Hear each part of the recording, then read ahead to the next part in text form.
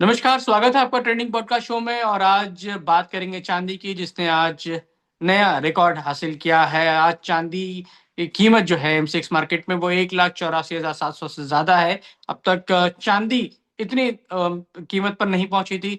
और इसी पर बात करेंगे कि आखिर एकाएक जो चांदी में की कीमतों में तेजी कैसे आई, क्योंकि पिछले कुछ दिनों से चांदी की कीमतों में लगातार गिरावट देखी जा रही थी। अब तेजी आई है, इसके पीछे की वजह क्या है और क्या ये तेजी आगे भी बरकरार रहेगी? इसी पर बात करने के लिए मेरे साथ मौजूद हैं अनुज गुप्ता, जो कि कम्युनिटी मार्केट के एक्सपर्ट हैं। हम इनसे समझेंगे। सर, स्वागत है आपका ट्रेडिंग शो में और थैंक यू अपने वक्त का। सर, सबसे बड़ा सवाल यही है कि आज जो कीमत है वो कहा जा रहा है कि रिकॉर्ड हाई है, और अब तक चांदी इस स्तर पे नहीं पहुंची थी। देखिए बिल्कुल प्रफुल्ल जी, यहाँ पर अगर हम देखें और इसको अगर हम दिवाली से इवेल्युएट करें, 17 अक्टूबर को हमने देखा था चांदी ने हाई बनाया था 1,70,415 का। 19 अक्टूबर की दिवाली थी, तो उससे 2 दिन पहले सिल्वर ने अपना हाई बनाया। उसके बाद एक करेक्शन आया और नीचे चांदी ने जो करीबन 1,39,306 का लो बनाया। तो अगर हम इस पूरी एक मूवमेंट को यहाँ पे कैच करें तो जो प्राइस बढ़ा था, ये जनरली फेस्टिवल डिमांड की वजह से, या अगर हम बोलें फिजिकल मार्केट में डिमांड बहुत बढ़ गया था, सप्लाई उतना नहीं आ पाया था, इसकी वजह से चांदी 1,70,000 के आसपास 415 का हाई बनाया। और अगर हम इसको कंपेयर करें फिजिकल मार्केट से, तो फिजिकल मार्केट में फेस्टिवल सीजन में जनरली प्रीमियम्स बढ़ जाते हैं, तो उसकी वजह से कहीं ना कहीं 2 लाख तक सुनने में आया कि चांदी फिजिकल मार्केट में बिकी है। बट उसके बाद जैसे ही फेस्टिवल ओवर हुआ तो डिमांड कमजोर हुई। मार्केट में जो सप्लाई है वो आना चालू हुआ, डिमांड कमजोर हुई, तो सिल्वर में करेक्शन आया और सिल्वर ने अपना नीचे लो करीबन 1,39,306 का लो बनाया। तो कहीं ना कहीं ऑलमोस्ट अगर आप देखेंगे तो करीबन 30,000 पॉइंट चांदी अपने हाई से नीचे करेक्ट होती हुई दिखाई दी। बट उसके बाद अगर हम बात करें, ये 28 अक्टूबर की बात है जब चांदी ने लो बनाया था, उसके बाद फिर चांदी धीरे धीरे अपसाइड मोमेंटम में आती हुई दिखाई दी। और उसके बाद अगर हम देखें तो 13 नवंबर को इसने हाई बनाया था 1,65,818 का। तो यहाँ पर अगर हम देखें तो इस हफ्ते में एक एक्सपेक्टेशन ये था कि जो इंटरेस्ट रेट है फेडरल रिजर्व की तरफ से वो शायद वो ना बढ़े। तो कहीं ना कहीं मैंने देखा कि चांदी के भाव में नरमी का रुख आता हुआ दिखाई दिया। बट सडनली एकदम से एक्सपेक्टेशन इंक्रीज हुआ। अगर आप 21 नवंबर से इसको ट्रैक करेंगे तो 21 नवंबर के बाद से जो एक्सपेक्टेशन इंटरेस्ट रेट कट होने की वो 30% के आसपास थी, वो अब करीबन ऑलमोस्ट 90% के आसपास हो गई है। तो जैसे जैसे इंटरेस्ट रेट कट होने की एक्सपेक्टेशन यहाँ पर देखने को मिली, चांदी के भावों में तेजी आती हुई दिखाई दी। इनफैक्ट गोल्ड के भावों में भी तेजी आती हुई दिखाई दी। हमने यहाँ भी ये भी देखा कि चाइना के जो शंघाई एक्सचेंजेस हैं वहाँ पे इन्वेंट्री काफ़ी लो हो गई, इन्वेंट्री काफ़ी कम हो गई, इन्वेंट्री जो है वहाँ पर कम होती हुई दिखाई दी। तो उसकी वजह से जो स्टोरेज था, स्टोरेज कैपेसिटी थी, वो वहाँ पर कम होती हुई दिखाई दी, जिसकी वजह से हमने चांदी के भावों में एक सपोर्ट आते हुए दिखाई दिया। प्लस रेयर अर्थ मेटल का तो हम देख ही रहे थे कि कंटिन्यूअसली इम्पैक्ट चल रहा था। प्लस यहाँ पर कहीं ना कहीं जो रेयर अर्थ मेटल के ऊपर अगर आप देखेंगे तो जो टैरिफ्स थे वो यहाँ पर 1 साल के लिए हटाए गए, तो उसकी वजह से एक बाउंस बैक सिल्वर के भावों में देखने को मिला। तो ओवरऑल अगर आप देखेंगे तो टोटली डिमांड सप्लाई मिसमैच चांदी को यहाँ पर रोल करता हुआ आया, और हमने देखा उसकी वजह से चांदी में बड़ा फ्लक्चुएशंस देखने को मिला। पिछले अगर आप 1 या सवा महीने की बात करेंगे तो चांदी में काफी अच्छे मूवमेंट देखने को मिले। करीबन अगर हम इवेल्युएट करें मोमेंटम वाइज तो करीबन 1 लाख रुपए तक के मोमेंटम अप एंड डाउन में हो चुके हैं, और चांदी अब 100% से ज्यादा के रिटर्न पर ट्रेड करती हुई दिख रही है। हाँ, मैं आपसे यही पूछने वाला था कि सर, अगर एक साल की बात करें, अगर जनवरी से दिसंबर तक की बात करें, तो अब तक कितना रिटर्न दिया है चांदी ने सर इस साल में?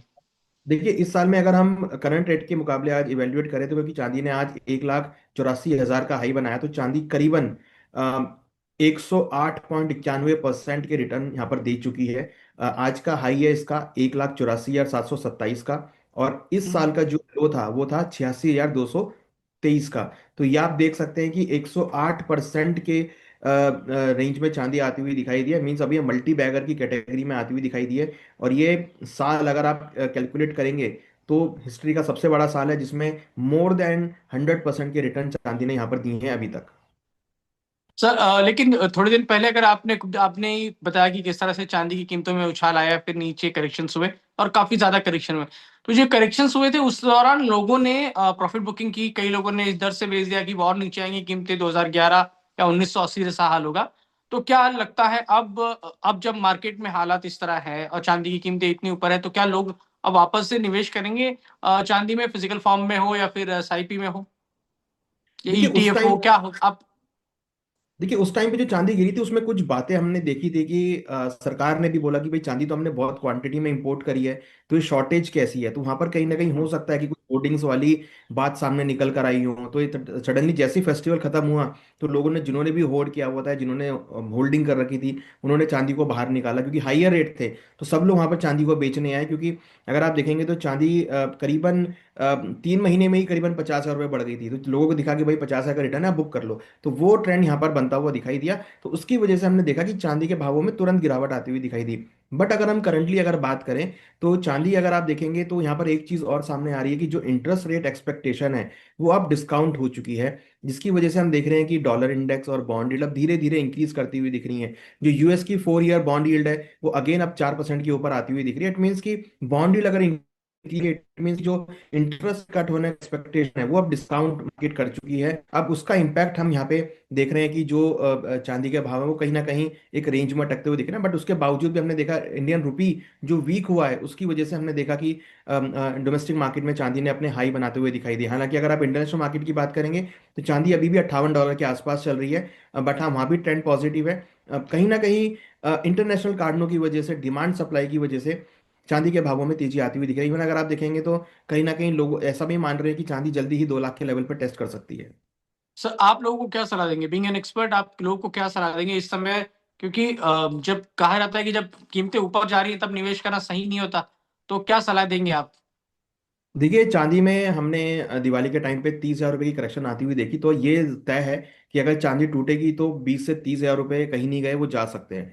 तो अगर आप चांदी को लेने की सोच रहे हैं तो आप इसको एसआईपी फॉर्म में लें, छोटी क्वांटिटी में लें। करंट रेट बहुत हाई लेवल्स हैं, यहाँ पर थोड़ा वेट करना चाहिए। हालांकि लॉन्ग टर्म अगर पर्सपेक्टिव से आप ले रहे हैं तो आप उसको ले सकते हैं। अगर आप आज की ही बात करेंगे तो आज मॉर्निंग में 1,84,727 का हाई बनाया, उसके बाद मार्केट नीचे करेक्ट हुआ और करीबन 1,80,990 का लो बनाया। तो एक ही दिन में करीबन 4,500 5,000 का मोमेंटम देखने को मिला। तो इतना बड़ा मोमेंटम के लिए अगर आप रेडी हैं तो आप यहाँ पे ट्रेडिंग पॉइंट ऑफ व्यू से ले सकते हैं, क्योंकि इतना बड़ा मोमेंटम किसी भी साइड में आ सकता है। तो इसलिए हम्म। ये को डिसाइड करना है कि अब हम इतने बड़े, क्योंकि प्राइस जैसे जैसे बढ़ता है वैसे ही उसकी मोमेंटम भी इंक्रीज हो जाती है। तो 5 से 6 हज़ार का मोमेंटम अब आपको डेली देखने को मिलेगा। तो इतने बड़े मोमेंट के लिए अगर रेडी हैं तो आप ट्रेडिंग कर सकते हैं। बट अगर आप इन्वेस्टमेंट की बात कर रहे हैं तो मुझे लगता है कि छोटी अवधि के लिए इन्वेस्टमेंट बिल्कुल नहीं करना चाहिए। आप एक लंबी अवधि का बना के चले और छोटी छोटी क्वांटिटी में आप ऐड करते चले। बेशक आप ईटीएफ के फॉर्म में लें या सिल्वर फिजिकल फॉर्म में लें, बहुत छोटी क्वांटिटी में ऐड करें। या आप अगर डिजिटल सिल्वर भी ले रहे हैं तो वहां पर भी आप बहुत छोटी क्वांटिटी में लें। तो कहीं ना कहीं छोटी छोटी क्वांटिटी में आप ऐड लेते चले। एमसीएक्स में भी अगर आप ले रहे हैं तो छोटा वाला जो कॉन्ट्रैक्ट है उसमें आप ट्रेड करें, क्योंकि जितना बड़ा आप कॉन्ट्रैक्ट लेंगे उतना ही हाई रिस्क यहाँ पर बढ़ जाएगा। तो मुझे लगता है कि सिल्वर में अभी भी पोटेंशियल है, और हमारा मानना है कि सिल्वर 2026 में 80 से लेकर $100 के लेवल पे टेस्ट कर सकता है। तो प्रोबेबिलिटी यहाँ पर हाई दिख रही है। तो इसलिए थोड़ा वेट करें। डिप अगर प्राइस लेता है, सर अगर हम एक लेवल। सेकंड, आप कह रहे हैं 80 से $100 टच कर सकता है नेशनल मार्केट में, भारत में अगर अभी भी है तो 58 ही आप कह रहे हैं, यानी आप कह रहे हैं कि $22 बढ़ सकते हैं, तब तो चांदी की कीमत भारत में क्या होगी उसके हिसाब से, आपके हिसाब से? अप्रोक्सीमेट मुझे लगता है कि 2 लाख के आसपास होनी चाहिए चांदी की भाव।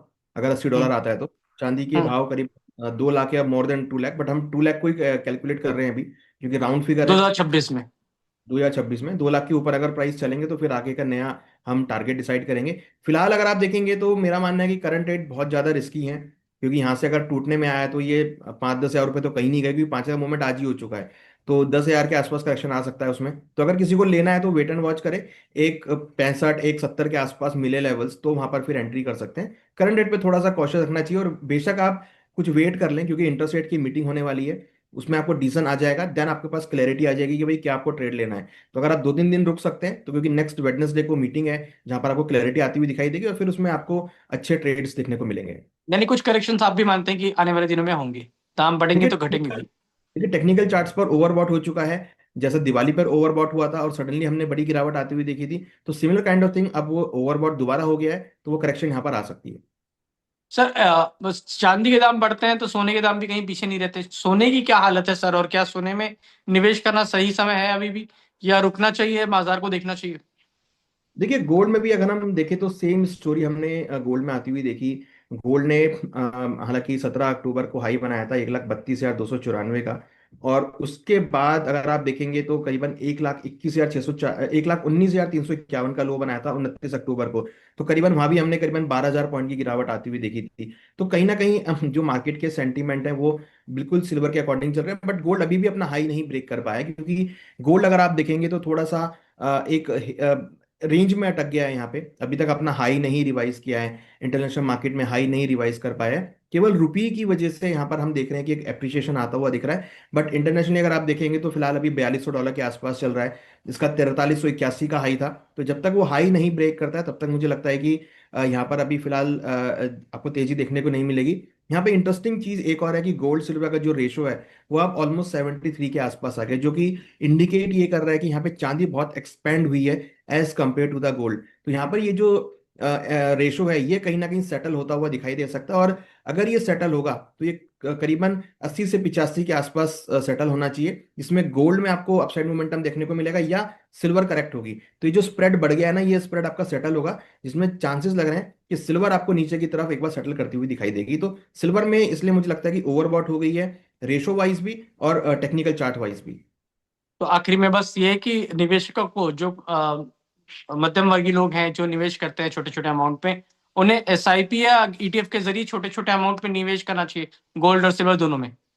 देखिए मेरे हिसाब से तो 2-3 दिन बचे हैं, आप बेशक आप वेट कर लें। एक बार इंटरस्टेट मीटिंग हो जाए, उनकी स्टेटमेंट आ जाए कि क्या वो आगे एक्सपेक्टेशन चाह रहे हैं, क्योंककि यहाँ पे देखिए ट्रम्प साहब और फेड की बिल्कुल नहीं बन रही है, आपने देखा भी है। और वो हम्म। अब उनका नॉमिनी भी ढूंढ रहे हैं। तो एक बार ये क्लैरिटी आ जाए कि भाई वो चाहते क्या है, क्या पॉलिसी वो लेना चाहते हैं, और जो उनका एक्सपेक्टेशन है वो क्या है, यूएस के डेटा को लेके क्या एक्सपेक्टेशन है।